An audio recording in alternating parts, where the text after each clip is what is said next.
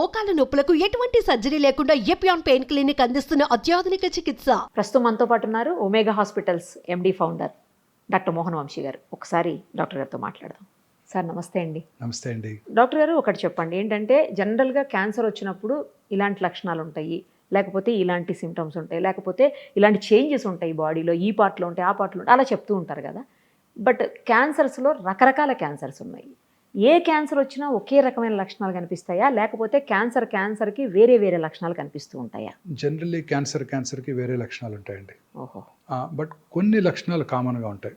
అంటే ఏదైనా కూడా కొన్ని ఉండవచ్చు. అవి ఉంటే క్యాన్సర్ కావచ్చు అని అర్థం తప్ప అవి ఉంటే క్యాన్సర్ ఉందని కాదు.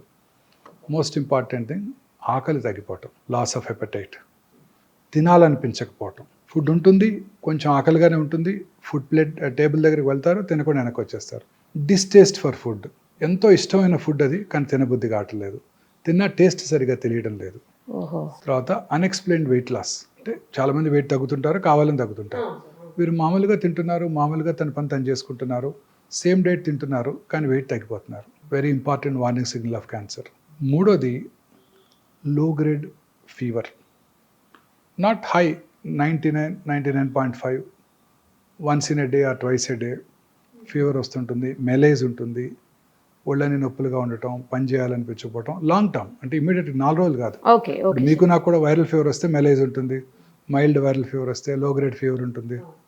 సో ఏమైనా రావచ్చు అది. అలా కాకుండా లాంగ్ టర్మ్, ఎక్కువ రోజులు, associated with weight loss, distaste for food, ఆకలి తగ్గిపోవటం, ఇవన్నీ కనుకుంటే క్యాన్సర్ కావచ్చు. ఓల్డెన్ డేస్లో 30-40 ఏళ్ల క్రితం ట్యూబర్క్లోసిస్కి ఇవే సిమ్టమ్స్ కనబడేవి. ఇప్పుడు ట్యూబర్క్లోసిస్ ఇండియాలో బాగా తగ్గిపోయింది. ఇప్పుడు ఈ సిమ్టమ్స్ అన్నీ కూడా ఎవరికైనా వస్తే క్యాన్సరే. ఇప్పటికీ కూడా చాలాసార్లు లంగ్లో ఒక షాడో కనపడినా, ఇలాంటి సిమ్టమ్స్ ఉన్నా చాలామంది ఓల్డ్ డాక్టర్స్ ఇంకా టీబీ మెడిసిన్స్ రాసేస్తుంటారు. 30-40 ఏళ్ల క్రితం లంగ్లో షాడో కనపడగానే ముందు ఏటీటీ అంటే యాంటీ ట్యూబర్కులర్ ట్రీట్మెంట్ రాసేసేవాళ్ళు. ఇప్పుడు అలా కాదు, మనం కన్ఫర్మ్ చేసుకోవాలి. చాలాసార్లు ఇప్పటికీ కూడా నేను చూస్తుంటాను, పేషెంట్స్ టీబీకి ట్రీట్మెంట్ తీసుకోవటం, తగ్గకపోతే అప్పుడు 3 నెలల తర్వాత సిటీ స్కాన్ చేయటం, అందులో క్యాన్సర్ బయటపడటం, ఆ పార్టీకి ముదిరిపోవటం. సో ఇలా ఏ సిమ్టమ్ కూడా కన్ఫర్మేషన్ కావాలి మనకి. సో ఈ సిమ్టమ్స్ అన్నీ కూడా ఏ క్యాన్సర్లోనే ఉండొచ్చు. ఇన్ అడిషన్ టు దిస్, మనకు శరీరంలో ఏ పార్ట్లో అయితే క్యాన్సర్ వచ్చిందో ఆ పార్ట్ని బట్టి సిమ్టమ్స్ ఉంటాయి. ఉదాహరణకి బ్రెయిన్ క్యాన్సర్ అనుకోండి, హెడేక్, క్రమం తప్పకుండా హెడేక్ పెరుగుతూ ఉంటుంది, ఇంటెన్సిటీ పెరుగుతూ ఉంటుంది.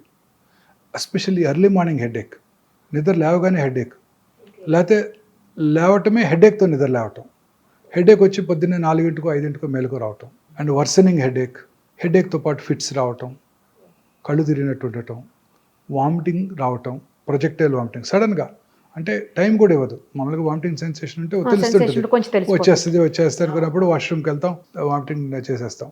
ఇక్కడ అది కూడా అంత టైం ఇవ్వదు, టక్కన హెడేక్, వామిటింగ్, ఫిట్స్. ఇది వెరీ ఇంపార్టెంట్, ఎస్పెషలీ నడి వయసులో 40s దాటాక ఇలాంటి సిమ్టమ్ ఉంటే definitely most likely brain cancer. అంటే బ్రెయిన్లోనే పుట్టుండవచ్చు, శరీరంలో ఇంకెక్కడైనా పుట్టి బ్రెయిన్కి పాకుండవచ్చు. That is very common. In fact 100 brain cancers, brain tumours చూస్తే 70 బయట నుంచి వచ్చినవే. అంటే దాన్ని ప్రైమరీ, సెకండరీ అంటాం. తర్వాత బ్రెయిన్లో వచ్చిన లొకేషన్ బట్టి సిమ్టమ్స్ మారిపోతాయి.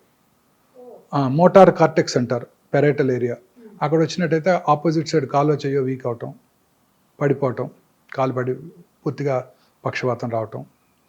ఫ్రాంటల్ లోబులో వస్తే వాయిస్ పడిపోవటం, ఆర్ కొన్నిసార్లు సడన్గా అందరి ముందు డ్రెస్ చేంజ్ చేసుకోవటం, అందరి ముందు యూరిన్ పాస్ చేయటం. ఆక్సిపిటల్ లోబులో వస్తే విజువల్ డిస్టర్బెన్సెస్ రావటం. చిన్న మెదడు అంటాం, సెరిబెల్లం, అక్కడ వచ్చినట్టయితే ఆల్కహాల్ తాగిన వాళ్ళు నడిచినట్టు నడవటం.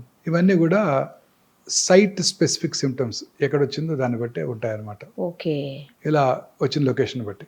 అదే కొంచెం కిందకు వచ్చామనుకోండి, oral cavity cancers very common. South ఇండియాలో కామనెస్ట్ క్యాన్సర్ ఓరల్ క్యావిటీ క్యాన్సర్సే పురుషుల్లో.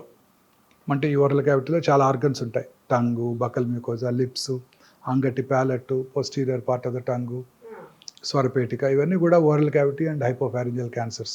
ఓకే. ఓరల్ క్యావిటీ క్యాన్సర్ లక్షణాలు కనుక మీరు చూసినట్టయితే, మానని పుండు, ఎరుపు తెలుపు మిళితమైన ప్యాచెస్ ఉండటం, నాలుక మీద కానీ ఎక్కడైనా కానీ రెడ్డిష్ ఆర్ వైటిష్ ప్యాచెస్ 2 కలిపి ఉండటం. తర్వాత మానని పుండు, బ్లీడింగ్ ఫ్రమ్ గమ్స్, ఒళ్ళు లూజ్ అయిపోవటం. ఒళ్ళు సడన్గా లూజ్ అయిపోయి డెంటిస్ట్ దగ్గరికి వెళ్తాం, పొన్ను పీకేస్తాడు, లోపల క్యాన్సర్ ఉండొచ్చు. సివియర్ పెయిన్, మాటలో మార్పు రావటం, నాలుక క్యాన్సర్స్, నాలుక ఫిక్స్ అవుతుంది, మాట బండగా రావటం, అలాగే మాట్లాడిన తర్వాత కూడా కొంచెం సివియర్ పెయిన్ రావటం. ఓకే. తర్వాత feeling of foreign body sensation in the throat. మామూలుగా థ్రోట్లో ఫారెన్ బాడీ ఉందనుకోండి, మింగేస్తే లోపలికి వెళ్ళిపోద్ది, లేకపోతే బయటికి తీసేస్తాం. ఇక్కడ ట్యూమర్ ఉన్నప్పుడు మన human brain perceives this as a foreign body. So మింగినా కానీ ఫారిన్ బాడీ సెన్సేషన్ అలానే ఉంటుంది నాలుగు వెనకాల. That's a very important warning signal of posterior third, అంటే వెనకాల భాగం టంగులో క్యాన్సర్. వాయిస్లో మార్పు రావటం, స్వరం బొంగురు పోవటం, అలసిపోవటం, ఆయాసం రావటం, దగ్గినప్పుడు రక్తం పట్టడం, ఇవన్నీ కూడా స్వరపేటిక క్యాన్సర్ లక్షణాలు. మింగటానికి ఇబ్బందిగా ఉండటం, మింగుతున్నప్పుడు వాటర్ తాగాల్స్తే కానీ సాలిడ్ ఫుడ్ లోపలికి వెళ్ళకపోవటం, వర్సనింగ్ ప్రాబ్లం, ముందు సాలిడ్స్ మింగలేకపోయారు, తర్వాత లిక్విడ్స్ కూడా మింగలేకపోతున్నారు. ఇవన్నీ హైపోఫారింగ్స్, అంటే ఫారింగ్స్ వెనకాల భాగంలోను ఫారింగ్స్లోను, అలాగే అన్నవాహిక క్యాన్సర్ లక్షణాలు. ఇంకా గ్యాస్ట్రిక్ క్యాన్సర్ లక్షణాలకు వచ్చినట్టయితే పొట్టంతా గ్యాస్ ఉన్నట్టు ఉండటం, పొట్ట ఫుల్ అయిపోయినట్టు ఉండటం. ఒక వెరీ ఇంపార్టెంట్ వార్నింగ్ సిగ్నల్ ఏంటంటే కొంచెం ఫుడ్ తీసుకున్నా పొట్ట ఫుల్ అయిపోవటం. నార్మల్గా మీరు బ్రేక్ఫాస్ట్కి 4 ఇడ్లీలు తింటారు రోజు, ఇప్పుడు 2 తినగానే పొట్ట ఫుల్ అయిపోతుంది. You don't feel like eating, you feel full. Very important warning signal of gastric cancer అనమాట. సరే, కానీ ఈ విషయం కొంచెం ఏజ్ పెరిగిన కొద్దీ కూడా ఎప్టైట్ తగ్గుతూ ఉంటుంది కదా? ఎప్టైట్ తగ్గుతుంది, పొట్ట ఫుల్ అవటం వేరు, ఎప్టైట్ తగ్గటం వేరు. ఇవన్నీ జనరలైజ్ సిమ్టమ్స్. ఇవి ఉంటే క్యాన్సర్ ఉందని కాదు, అదే అర్థమైంది. మనం అర్థం చేసుకుంటాం. వామిటింగ్ రావటం, కడుపులో మంట రావటం, హార్ట్ బర్న్ రావటం, వామిటస్లో బ్లడ్ పట్టడం, మోషన్ బ్లాక్గా రావటం, స్టమక్లో బ్లీడ్ అయినా ఆ acid in the stomach would turn that pink colour blood into black colour, black motion రావటం, ఇవన్నీ కూడా గ్యాస్ట్రిక్ క్యాన్సర్ లక్షణాలు. సౌత్ ఇండియాలో gastric cancer is the commonest cancer. Madras metropolitan tumour రిజిస్ట్రీలో ప్రతి 1,00,000 మంది ప్రజలకి మోర్ దెన్ 15 గ్యాస్ట్రిక్ క్యాన్సర్ బారిన పడుతున్నారు ప్రతి సంవత్సరం కూడా. అలాగే ఊపిరితిత్తుల cancer, very common cancer. Lung cancer very common cancer now. ప్రపంచం అంతా కూడా ఇదే కామనెస్ట్ క్యాన్సర్. ప్రపంచం అంతా కూడా lung cancer is the commonest cancer. Mortality కూడా చాలా ఎక్కువ, 100కి 75 మంది చనిపోతారు. ఎందుకంటే లంగ్ క్యాన్సర్ జనరల్గా సిమ్టమ్స్ ఉండవు. ఎర్లీగా లంగ్ క్యాన్సర్లో సిమ్టమ్స్ ఉండవు, చాలాసార్లు అశ్రద్ధ చేస్తుంటారు. సిమ్టమ్స్ ఎలా ఉంటాయంటే మానని దగ్గు, ఓకే, దగ్గినప్పుడు ఆ కళ్ళి పట్టడం, ఆ ఫ్లెమ్లో రక్తం పట్టడం, లో గ్రేడ్ చెస్ట్ పెయిన్, స్వరం బొంగురిపోయినట్టు రావటం, ఆయాస పట్టడం, ఇవన్నీ లంగ్ క్యాన్సర్ లక్షణాలు. ఇవన్నీ కూడా లేట్ స్టేజెస్లోనే చూస్తాం. ఎర్లీ స్టేజ్లో అసలు ఏం లక్షణాలే ఉండకపోవచ్చు. Okay okay sir. చాలాసార్లు చూస్తుంటాం. నేను ఇవాళ కూడా చూశాను ఒక patient, 80-year-old man, went to corporate hospital with headache and vomiting. వెంటనే ఎంఆర్ఐ చేశారు, బ్రెయిన్లో ట్యూమర్ ఉందన్నారు, సర్జరీ చేశారు. ట్యూమర్ తీసి టెస్ట్కి పంపిస్తే లంగ్ క్యాన్సర్ అని వచ్చింది. బ్రెయిన్లో ట్యూమర్, లంగ్ క్యాన్సర్, లంగ్ నుంచి బ్రెయిన్కి పాకిపోయింది. ఇందాక అన్నాను కదా, commonest cancer in brain is secondaries. So లంగ్లో పుట్టింది బ్రెయిన్కి వెళ్ళిపోయింది. సో జనరల్గా న్యూరో సర్జన్ అప్పుడు బిజీగా ఉంటారు. ఆ పేషెంట్ సర్జరీ చేశారు, అది ఎక్స్రే చూస్తే ఎక్స్రేలో చిన్న లీషన్ ఉంది, పెట్ స్కాన్ చేస్తే పెద్ద లీషన్ కనపడుతుంది. సో ఇది సిమ్టమ్సే కలిగించలేదు, దగ్గు కూడా లేదు ఆయనకి, పెద్ద ఆయనకి. సో చాలా కామన్గా చూస్తాం ఇది. లంగ్ క్యాన్సరు, బోన్స్కి పాకటం, ఆ బోన్స్ ట్రివియల్ ఇంజరీ, చిన్న ఇంజరీతో బోన్ ఫ్రాక్చర్ అవటం, ఆర్థోపెడిషన్ దాన్ని ఫిక్స్ చేయడానికి రెడీ అవటం, ఫిక్స్ చేస్తున్నప్పుడు అక్కడేదో అబ్నార్మల్ టిష్యూ కనపడితే దాన్ని టెస్ట్కి పంపటం, లంగ్ క్యాన్సర్ అని తెలుస్తుంది. So generally these cancers are asymptomatic. చివరి స్టేజ్లో కానీ సిమ్టమ్స్ కలిగించవు. అలాగే colon cancer, very common cancer in urban India. మోషన్లో బ్లడ్ పట్టడం అందరికీ ఉంటుంది, చాలామందికి ఉంటుంది. పైల్స్ ఉన్న మోషన్లో బ్లడ్ పడుతుంది, అందరూ ఆ సిమ్టమ్ని అశ్రద్ధ చేస్తారు. ఇప్పుడు లో డోసేజ్ సిటీ స్కాన్స్ అందుబాటులోకి వచ్చాయి. క్రానిక్ స్మోకర్స్ ఎస్పెషల్లీ 20 years కనుక తాగినట్టయితే వాళ్ళు 6 నెలలకు ఒకసారి లో డోస్ సిటీ స్కాన్ చేయించుకున్నట్టయితే క్యాన్సర్ రావడానికి ముందుగా పట్టుకోవచ్చు. అవునా సార్? లంగ్ క్యాన్సర్కి ఎస్పెషల్లీ. సో ఈ కోలన్ క్యాన్సర్ చాలా సార్లు చూస్తుంటాం, చాలామంది లేట్ స్టేజ్లో వస్తుంటారు, ఈ మోషన్లో బ్లడ్ అశ్రద్ధ చేస్తుంటారు. సో కోలన్ క్యాన్సర్ లక్షణాలు, లెఫ్ట్ సైడ్ కోలన్ క్యాన్సర్ అయితే ఇలా బ్లడ్ పట్టడం, లూజ్ మోషన్స్ అవటం, కాన్స్టిపేషన్ రావటం, alternating constipation and loose motions, very important symptom. తర్వాత స్టూల్ క్యాలిబర్ తగ్గటం, ఇంత లావుగా ఉంటుంది స్టూల్ అనుకోండి, క్యాలిబర్ తగ్గిపోయి సన్న పెన్సిల్ లాగా వస్తుంది అనుకోండి, warning signal of colon rectal cancer. అలాగే మోషన్కి వెళ్ళాక మనందరికీ కూడా ఒక మంచి ఫీలింగ్ ఉంటుంది, ఇవాళ ఫుల్ మోషన్ అయిపోయింది, ఫ్రీ మోషన్ అయిపోయింది, హ్యాపీగా ఉంటాం మనం. ఆ ఫీలింగ్ వస్తుంది మోషన్ అయిపోగానే, ఫీలింగ్ ఆఫ్ కంప్లీట్ ఎవాక్యుయేషన్. అది కొంతమందికి మోషన్ వెళ్ళాక ఫుల్ మోషన్ అయిపోయినా కూడా ఫీలింగ్ ఆఫ్ ఇన్కంప్లీట్ ఎవాక్యుయేషన్, ఇంకా మోషన్ ఉంది అన్న ఫీలింగ్. ఇంకొంచెం సేపు టైం స్పెండ్ చేసినా అది రాదు, కానీ ఆ ఫీలింగ్ అట్లా బ్రెయిన్ పర్సీవ్ చేస్తూనే ఉంటుంది, ఇంకా పూర్తిగా ఎంప్టీ చేసినట్టు లేరు అని. అది యాక్చువల్లీ అది మోషన్ కాదు, tumour. Brain does not recognize that. Brain ఏం రికగ్నైజ్ చేస్తుంది? రెక్టంలో ఏదో గడ్డ ఉందని రికగ్నైజ్ చేస్తుంది. అది మోషనా లేకపోతే ట్యూమరా బ్రెయిన్ పర్సీవ్ చేయలేదు. సో అందువల్ల అది మనం ఫీలింగ్ ఆఫ్ ఇన్కంప్లీట్ ఎవాక్యుయేషన్ ఉంటుంది. ఆ సిమ్టమ్ కనుక ఉన్నట్టయితే very important warning signal of rectal cancer. So అలాగే కొన్ని రకాల క్యాన్సర్లు కుడిపక్క పేగులో రైట్ సైడ్ కోలన్ క్యాన్సర్స్ ఎటువంటి సిమ్టమ్స్ ఉండవు, సైలెంట్ కిల్లర్. గ్యాస్ట్రిక్ క్యాన్సర్ లానే, ఎందుకంటే అక్కడ మోషన్ లిక్విడ్గా ఉంటుంది, అడ్డం పడదు. సీకమ్ అంటే రైట్ సైడ్ కోలన్ బాగా లావుగా ఉంటుంది, ఎంత పెద్ద పుండు పడినా బ్లాక్ చేయదు, బ్లడ్ కారిపోతుంటుంది, మీకు మోషన్లో మిక్స్ అయిపోయి ఉంటుంది, మనకు తెలియని కూడా తెలియదు. లివర్కో లంగ్స్కో పాకాక డాక్టర్ దగ్గరికి వస్తారు వాళ్ళు. Very common problem with right sided colon cancer.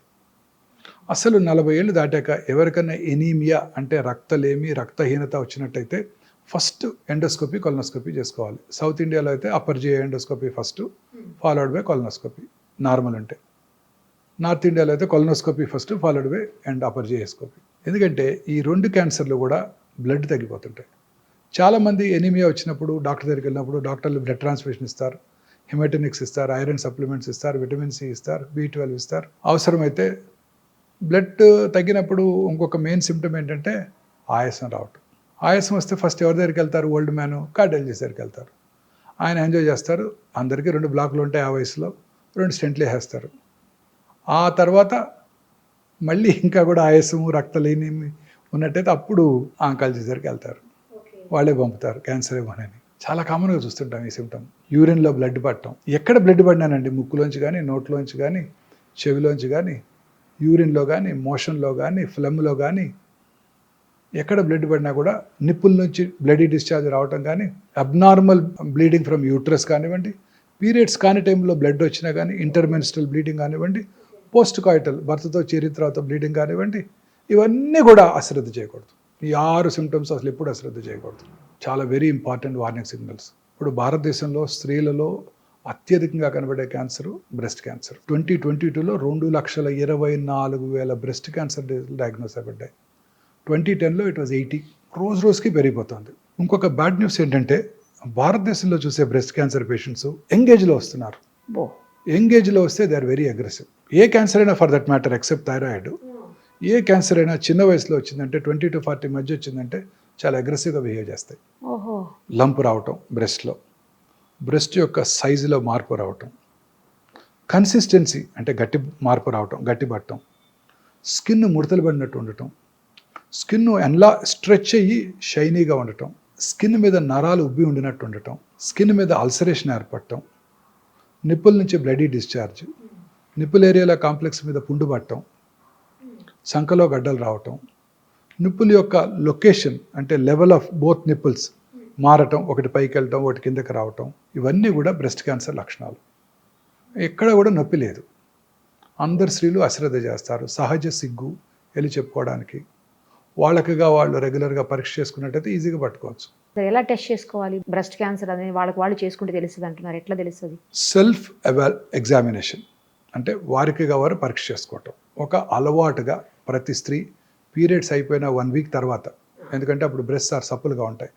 Periods టైంలోనూ periods ముందు బ్రెస్ట్స్ ఆర్ లంపీగా ఉంటాయి, పెయిన్ఫుల్గా కూడా ఉంటాయి, టెండర్గా ఉంటాయి. ఆ టైంలో కాకుండా పీరియడ్స్ అయిపోయిన తర్వాత, పీరియడ్ ఆగిపోయిన తర్వాత ఆ నెలకి 1 వారం తర్వాత వారికిగా వారు స్నానం చేస్తున్నప్పుడు కూర్చొని రూమ్కి వచ్చాక పడుకొని కుడి చేత్తో ఎడమ చెస్టు, ఎడమ చేత్తో కుడి చెస్టు సిస్టమేటిక్గా సెంటర్ నుంచి పెరిఫెరిక్ కానీ పైనుంచి కిందకి కానీ సిస్టమేటిక్గా ఫ్లాట్ ఆఫ్ ద హ్యాండ్తో ఎగ్జామిన్ చేసుకోవాలి. టిప్స్ ఆఫ్ ద ఫింగర్తో కాదు, ఎలా కాదు, ఫ్లాట్ ఆఫ్ ద హ్యాండ్తో పరీక్ష చేసుకున్నట్టయితే వాళ్ళకు ఒక అవగాహన వస్తుంది. అలా నెలకి 2 సార్లు ఒకసారి రెగ్యులర్గా చేసుకున్నట్టయితే వాళ్ళకి అవగాహన వచ్చి వారి శరీరం మీద ఎటువంటి చిన్న మార్పునైనా కూడా పట్టుకోగలుగుతారు. ఓకే.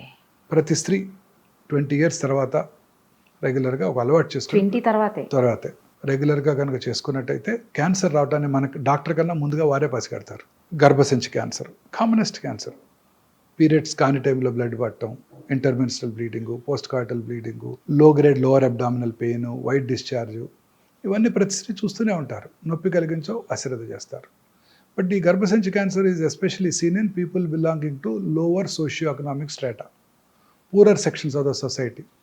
ఎందుకంటే వాళ్ళలో సరి అయిన అవగాహన లేకపోవటం, హైజీన్ మీద, మెన్స్ట్రల్ పీరియడ్స్ టైంలో సరి అయిన హైజీన్ మెయింటైన్ చేయకపోతే హ్యూమన్ పాపిలోమేటస్ వైరస్ HPV వైరస్ ఎక్కువగా వ్యాప్తి చెంది ఈ క్యాన్సర్లు వస్తుంటాయి.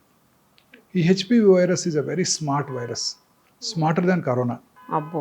అదేం చేస్తుందంటే ఇంట్రా సెల్యులర్, సెల్ లోపల ఉంటుంది, సెల్ బయటకు రాదు.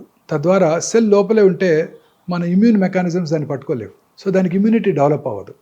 కరోనా మీకు ఒకసారి వస్తే ఇమ్యూనిటీ డెవలప్ అయిపోతుంది, రెండోసారి వస్తే అంత సివియర్గా ఉండదు.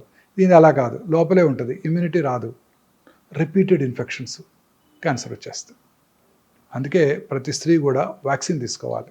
20 ఏళ్ళకు ముందే 10-12 ఏళ్ల వయసులోనే వ్యాక్సిన్ కనుక తీసుకున్నట్టయితే 3 డోసెస్ ఈ గర్భసంచి ముఖద్వార క్యాన్సర్ వాళ్ళకి ఎప్పటికీ రాదు. మొన్ననే బడ్జెట్ అనౌన్స్ చేశారు నిర్మలా సీతారామన్ గారు. ఓకే. ఈ సంవత్సరం నుంచే వ్యాక్సిన్ ఇస్తామని ఫ్రీగా ఇండియాలో మ్యానుఫ్యాక్చర్ చేస్తామని ఓటాన్ అకౌంట్ బడ్జెట్లో చెప్పారు, మొన్న బడ్జెట్లో చెప్పలేదు. మరి చెప్పారేమో మనం చూడలేదేమో తెలియదు, పూర్తి డిస్క్రిప్షన్ చూస్తే తప్ప మనం చెప్పలేము. సో ఇండియాలో తయారు చేస్తున్నారు కాబట్టి మోర్ ఎకనామికల్ అయిపోతుంది, ప్రజలందరికీ కూడా తీసుకురాగలిగితే. కానీ చిన్న ఏజ్లోనే అంటున్నారు, చిన్న ఏజ్లోనే, తర్వాత పనికి రావాలి. పెళ్ళైన వాళ్ళు కూడా తీసుకోవచ్చు, బట్ ముందుగా వాళ్ళు టెస్ట్ చేసుకుని జబ్బు లేదని చూసుకొని వ్యాక్సిన్ వేసుకున్నాక 6 నెలలు ప్రెగ్నెన్సీ రాకూడదు. 45 ఏళ్ళ వరకు తీసుకోవచ్చు, but best time is 10 to 12 years. అసలు వైరల్ ఇన్ఫెక్షన్ రాకముందే కనుక తీసేసుకుంటే సరిపోద్ది. ఇంకా చాలా క్లినికల్ ట్రయల్స్ కూడా జరుగుతున్నాయి. అసలు జబ్బు ఇచ్చేది బాయ్సే, అంతే, మెన్నే ఇచ్చేది. సో మెన్కే ముందు ఇచ్చేస్తే అది చేస్తున్నారు. క్లినికల్ ట్రయల్స్ జరుగుతున్నాయి దాని ఎఫికసీ మీద. ఫ్యూచర్లో అది కూడా వస్తుంది. మెన్లో కూడా ఓరల్ క్యాన్సర్స్కి మైకల్ డగ్లస్ చెప్పారు కదా, famous movie artist, Hollywood, oral క్యాన్సర్స్కి రావడానికి కూడా అబ్రాడ్లో HPV virus is the most commonest cause. మనకి tobacco usage, gutka usage, smokeless tobacco and smoking tobacco is the risk factor, most important risk factor మనకి. So అలాగే పుట్టుమచ్చల్లో వచ్చే క్యాన్సర్స్, మెలనోమా అంటాం. పుట్టుమచ్చ సైజు పెరిగిన, కలర్ మారిన, పుండుబడిన, ఫ్లేక్స్గా ఊడిపోతున్న, బ్లడీ డిశ్చార్జ్ ఉన్న, అవి క్యాన్సర్గా మారుతున్న లక్షణాలు అనమాట. ఈ పుట్టుమచ్చ క్యాన్సర్స్ వెరీ డేంజరస్ అండి, చాలా అగ్రెసివ్గా పాకుతుంటాయి. ఇలా వచ్చిన లొకేషన్ బట్టి మన క్యాన్సర్స్ లక్షణాలు ఉంటాయన్నమాట. సార్ చెప్పండి, ఇప్పుడు ఒక హెరిడిటరీగా వచ్చేటువంటి క్యాన్సర్స్ ఉంటాయి కొంతమందికి అలా కాకుండా కేవలం వాళ్ళ హ్యాబిట్స్ తోటి, ఫుడ్ హ్యాబిట్స్, లేదంటే డ్రంకన్ కండిషన్స్, బాగా ఆల్కహాలిక్, లేదంటే స్మోకింగ్, ఇలాంటి వాటితోటి వచ్చే క్యాన్సర్స్ ఉంటాయి. మరి ఇలాంటివి కూడా హెరిడిటరీ క్యాన్సర్స్గా మారే అవకాశం ఉంటుందా, అలా ఏముండదా? అంటే cancer is not hereditary, first మీరు తెలుసుకోవాలి. అది ఒక 6 రకాల క్యాన్సర్స్: బ్రెస్ట్, ఓవరీ, థైరాయిడ్, ప్రాస్టేటు, కోలను, ప్యాంక్రియాస్. ఇవి కనుక దగ్గర బంధువుల్లో ఉన్నట్టయితే, అంటే అక్క చెల్లెలకి, అన్నదమ్ములకి, తల్లిదండ్రులకు ఉన్నట్టయితే, ఫస్ట్ డిగ్రీ రిలేటివ్స్లో వాళ్ళకి ఈ క్యాన్సర్ వచ్చే అవకాశాలు సాధారణ ప్రజానీకం కంటే కొంచెం ఎక్కువ. అంతే తప్ప వాళ్ళకి వస్తేనే కాదు. ఓకే. కొన్ని జన్యుపరమైన కారణాల వల్ల క్యాన్సర్స్ వస్తాయి. Most important BRCA1, BRCA2, famous personality, Hollywood movie heroine Angelina Jolie. తల్లిగారికి ట్రిపుల్-నెగటివ్ బ్రెస్ట్ క్యాన్సర్ వస్తే వారు ఈ BRCA1, BRCA2 టెస్ట్ చేయించుకొని 2011లోనే వారు bilateral mastectomy, subcutaneous mastectomy, implant place చేసుకున్నారు. అలాగే బైలాటరల్ ఊఫరెక్టమీ కూడా చేయించుకున్నారు. 2 ఓవరీస్ కూడా తీయించేసుకున్నారు. Hereditary breast ovarian cancer syndrome అంటారు దీన్ని. సో ఈ 2 కనుక ఉన్నట్టయితే 100% breast cancer, 70 to 80% ovarian cancer వస్తుంది. అందుకే అమ్మాయి అంత చిన్న వయసులోనే 2 బ్రెస్ట్లు, 2 ఓవరీలు తీయించుకుంది. ఇక ఆమెకు వచ్చే ఛాన్స్ ఉండదా? ఉండదు. ఇంకా BRCA1, BRCA2 మ్యుటేషన్. మొన్న మధ్య హంసానందని గారు కూడా అనౌన్స్ చేశారు, వారికి ట్రిపుల్-నెగటివ్ బ్రెస్ట్ క్యాన్సర్, వారికే BRCA1 పాజిటివ్ ఉందని. వారికి కూడా బ్రెస్ట్ క్యాన్సర్ వచ్చే అవకాశాలు 90%, ఓవేరియన్ క్యాన్సర్ వచ్చే అవకాశాలు 60 to 70%. సో ఈ BRCA1, BRCA2 పాజిటివ్ ఉంటే వాళ్ళకి రిస్క్ రిడక్షన్ సర్జరీస్ అని ముందే చేయించుకున్నట్టయితే క్యాన్సర్ రాకుండా కాపాడుకోవచ్చు. తర్వాత కొన్ని రకాల thyroid cancers, medullary thyroid carcinoma, RET gene అంటారు, RET జీన్, రెడ్ జీన్, అది కనుక్కున్నట్టయితే వాళ్ళకి ఆ క్యాన్సర్ వస్తుంది. మల్టిపుల్ ఎండోక్రైన్ నియోప్లేషియా అని కూడా అంటారు. సో వాళ్ళకి ఆ మెడులరీ కార్సినోమా ఉండి రెడ్ జీన్ కనుక పాజిటివ్ ఉంటే వాళ్ళ పిల్లలకి థైరాయిడెక్టమీ చేసేయాలి ఫస్టే. ఎప్పుడు చేయాలి? 1 year రాకముందే చేసేయాలి, అప్పుడే బెస్ట్ సర్వ్డ్. అంత చిన్న ఏజ్. రెడ్ జీన్ పాజిటివ్ అంటే 1 year రాకముందే చేసేసేయాలి థైరాయిడ్ సర్జరీ, టోటల్ థైరాయిడెక్టమీ చేయించేసుకోవాలి. అలాగే FAP gene, familial adenomatous polyposis coli, ఈ FAP జీన్ పాజిటివ్ ఉన్న వాళ్ళలో 35 నుంచే క్యాన్సర్లు వచ్చేస్తుంటాయి కోలంలో. ఆ FAP జీన్ పాజిటివ్ ఉంటే 35 years రాగానే కొలనోస్కోపీ చేయించుకొని, లేకపోతే ముందుగానే కొలనోస్కోపీ స్క్రీనింగ్ చేసుకుంటూ పాలిప్స్ కనుక డెవలప్ అయిన వెంటనే టోటల్ ప్రాక్టోకోలెక్టమీ చేసేసుకుంటే ఆ క్యాన్సర్ అవడాన్ని మనం నిరోధించవచ్చు. అలాగే hereditary non polyposis colon cancer కూడా ఉంది, లించ్ సిండ్రోమ్ అంటారు. వాళ్ళకు కూడా ఈ కోలన్ క్యాన్సర్ స్క్రీనింగ్ రెగ్యులర్గా చేసుకోవాల్సి ఉంటుంది. సో ఇంకా ఇతరత్ర ఫుడ్ హ్యాబిట్స్ వలన, మీరు అన్నట్టు స్మోకింగ్, ఆల్కహాల్ వలన క్యాన్సర్స్ వస్తాయి. వాళ్ళలో అవి జనరల్గా వంశపారంపర్యం కాదు, అవి జనరల్గా లేట్ ఏజ్లో వస్తుంటాయి. ఓకే. సో స్మోకింగ్ చేసే వాళ్ళను, గుట్కా తినే వాళ్ళలో ఈ క్యాన్సర్స్ చూస్తుంటాం చాలా రెగ్యులర్గా. అది వంశపారంపర్యం కాదు. సార్ ఇప్పుడు ఒకసారి స్మోకింగ్ చేసి 10 ఏళ్ళు 15 ఏళ్ళు 20 ఏళ్ళు స్మోకింగ్ చేసి ఆపేసి 20 ఏళ్ల తర్వాత కూడా వచ్చే అవకాశం ఉంటుందా సార్? 20 ఏళ్ళు ఏంటంటే 50 ఏళ్ళ తర్వాత కూడా వచ్చే అవకాశం ఉంటుంది. ఆ పాపం అలానే వెనకాలే వెంటబడుతూనే ఉంటుంది. చాలా మంది అంటారు నేను స్మోకర్ అంటే కాదు పో అంటారు. అదే ఎప్పుడు చాలా చేసండి 50 ఏళ్ళు ఏంటంటే ఆపేసి అంటారు. 50 ఏళ్ళు కాదు 60 ఏళ్ళు అయినా ఆ పాపం వెనకాలే వెంటాడుతుందండి. స్మోక్ చేసిన 6 సెకండ్స్లో 400 to 500 క్యాన్సర్ కారక సబ్స్టెన్సెస్, కార్సినోజెన్స్ బ్లడ్లోకి వచ్చి బాడీ అంతా బ్రెయిన్ నుంచి కింద వరకు ఎక్కడైనా క్యాన్సర్ కలిగించవచ్చు. గర్భసంచి ముఖద్వారం స్మోక్ చేసే ఆడవాళ్ళలో అక్కడ కూడా క్యాన్సర్ వస్తుంది. ఎండోమెట్రియల్ క్యాన్సర్ అని ఒకటి ఉంది. గర్భసంచిలో 2 పార్ట్స్ ఉన్నాయి, body and cervix. Cervix cancer వస్తుంది స్మోక్ చేస్తే, కానీ స్మోక్ చేసే ఆడవాళ్ళలో ఎండోమెట్రియల్ క్యాన్సర్ వచ్చే అవకాశాలు తక్కువ ఉంటాయి. Interesting observation. ఇండియాలో స్మోక్ చేయరు కదా, మా లేడీస్ చేయరు, చాలా తక్కువ వేళ్ళ మీద లెక్క పెట్టచ్చు. అమెరికాలో వాళ్ళు ఎక్కువ చేస్తారు, మగవాళ్ళ కంటే ఎక్కువ స్మోక్ చేస్తున్నారు, వాళ్ళు పోటీగా చేస్తున్నారు. వాళ్ళలో సర్విక్స్ క్యాన్సర్ వచ్చే అవకాశాలు ఉంటాయి, బట్ ఎండోమెట్రియల్ క్యాన్సర్ తగ్గిపోద్దంట. Very interesting epidemiological data. First time in America ఈ స్మోకింగ్ వల్ల వచ్చే lung cancer incidence first time తగ్గింది. గత 100 ఏళ్ళుగా లంగ్ క్యాన్సర్ ఇన్సిడెన్స్ పెరుగుతూనే ఉంది. పాస్ట్ 2 ఇయర్స్గా వాళ్ళు చేసిన క్యాంపెయిన్స్ వల్ల కానివ్వండి, అవేర్నెస్ వల్ల కానివ్వండి, స్మోకింగ్ తగ్గిపోతుంది. ఇండియాలో కూడా బాగా తగ్గిపోయింది స్మోకింగ్. చాలా తగ్గిందండి స్మోకింగ్, బాగా తగ్గిపోయింది. ప్రజెంట్ జనరేషన్ పెద్దగా స్మోక్ చేయట్లేదండి. సార్ వీటన్నిటికీ అసలు స్క్రీనింగ్ అనేది ఇంపార్టెంట్ కదా, చాలా ఇంపార్టెంట్. ఎలా అసలు అంటే ఎలా తెలుస్తుంది, ఎప్పుడు చేయించుకోవాలి, ఎలా చేయించుకోవాలి? అన్ని క్యాన్సర్స్కి స్క్రీనింగ్ లేదండి. కొన్ని కామన్ క్యాన్సర్స్, ఉదాహరణకి గర్భసంచి ముఖద్వార క్యాన్సర్, దాన్ని అసలు ప్రివెంటే చేయవచ్చు. నేను చెప్పిన ఇందాక వైరస్ వ్యాక్సిన్ తీసుకోవడం ద్వారా, దాన్ని ప్రైమరీ ప్రివెన్షన్ అంటాం. సెకండరీ ప్రివెన్షన్ కూడా ఉంది దానికి. గర్భసంచి క్యాన్సర్ రావడానికి ముందే లాంగ్ ప్రీ క్యాన్సరస్ ఫేజ్ ఉంటుందండి.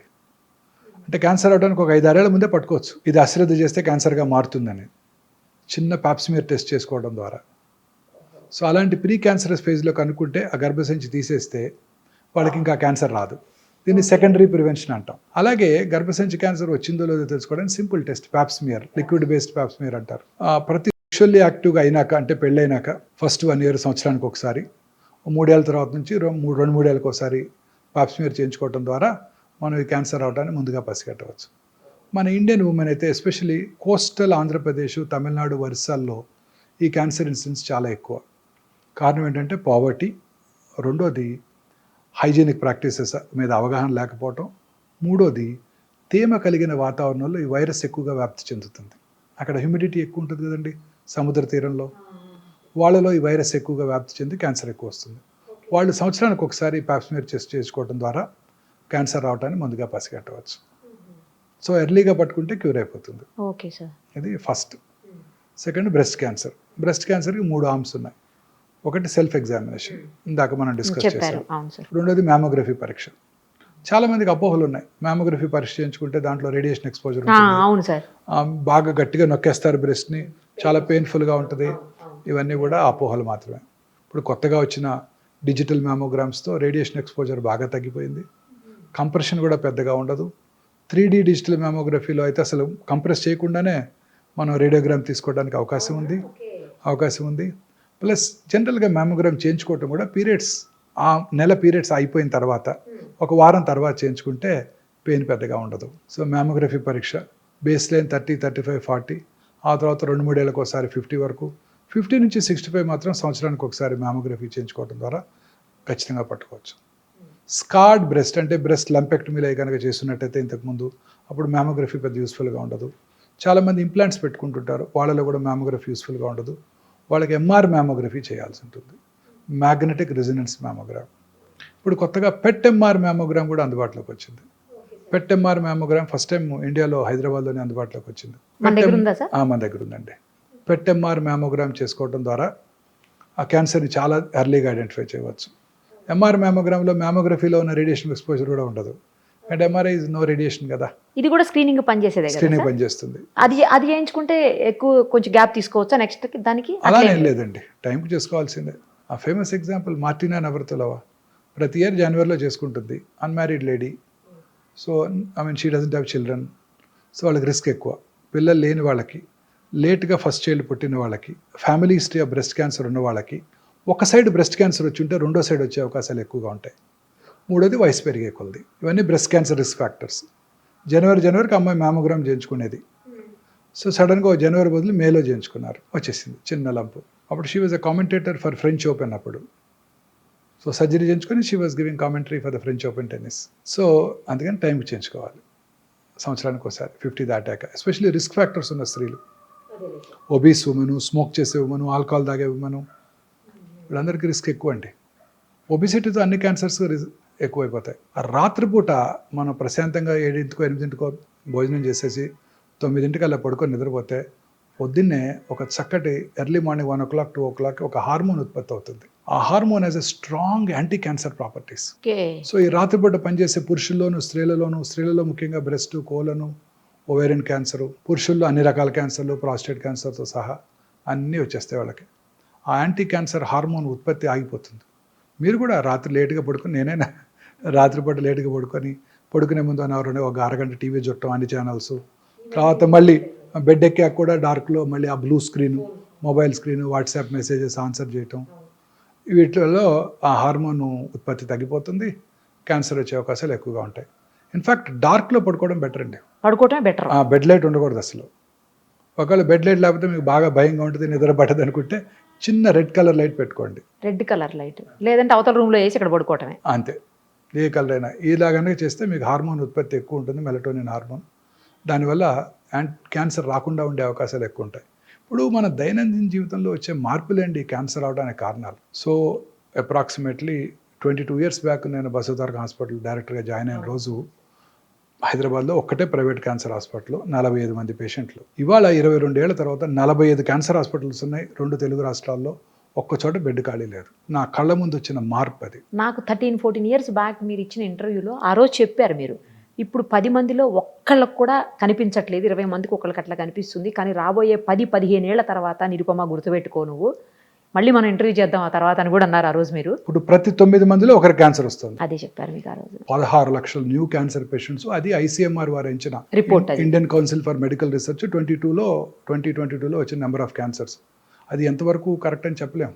సరే, ఈ క్యాన్సర్స్ అన్నిటికీ కూడా ఇట్లాంటి స్క్రీనింగ్లు లేకపోతే మామూలు ఇలాంటివి కాకుండా బ్లడ్ టెస్టులతో తెలియదా? వచ్చేస్తాయండి, నియర్ ఫ్యూచర్లో వచ్చేస్తుంది. గ్రేల్ అనే కంపెనీ గ్యాలరీ అనే టెస్ట్ని లాంచ్ చేసిందండి. ఓకే. ఇప్పుడు కోలన్కి వచ్చింది ఒకటి, చాలా ఎక్స్పెన్సివ్, $1,000.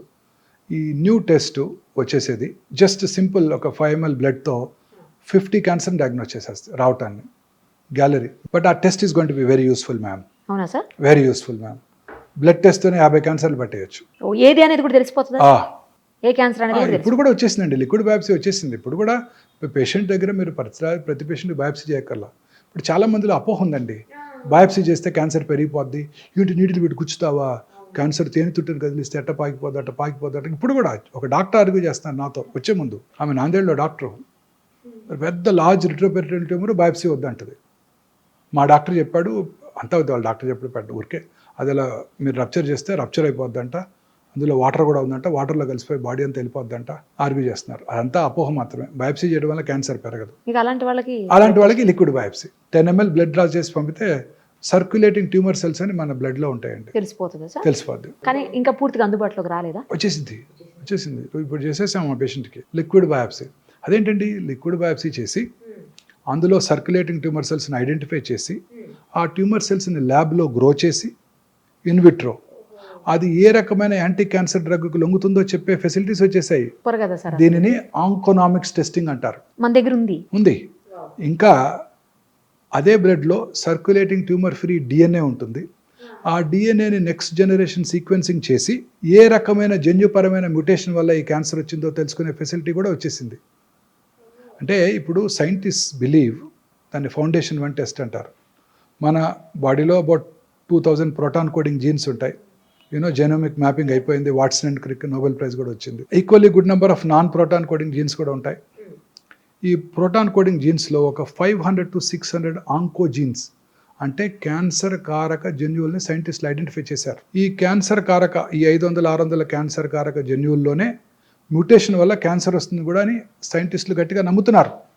మ్యూటేషన్ అంటే ఏదో జన్యుపరమైనదిగా, అంటే తల్లిదండ్రుల నుంచి వచ్చిన దగ్గర కాదు, ఇతరత్ర కారణాలు, స్మోకింగ్ వల్ల మ్యూటేషన్ రావచ్చు, పెస్టిసైడ్ వల్ల మ్యూటేషన్ రావచ్చు, పొల్యూషన్ వల్ల మ్యూటేషన్ రావచ్చు, మానసిక ఆందోళన వల్ల మ్యూటేషన్ రావచ్చు. ఆ మ్యూటేషన్ వల్లే క్యాన్సర్ వస్తుంది అని సైంటిస్టులు ఇప్పుడు గట్టిగా నమ్ముతున్నారు.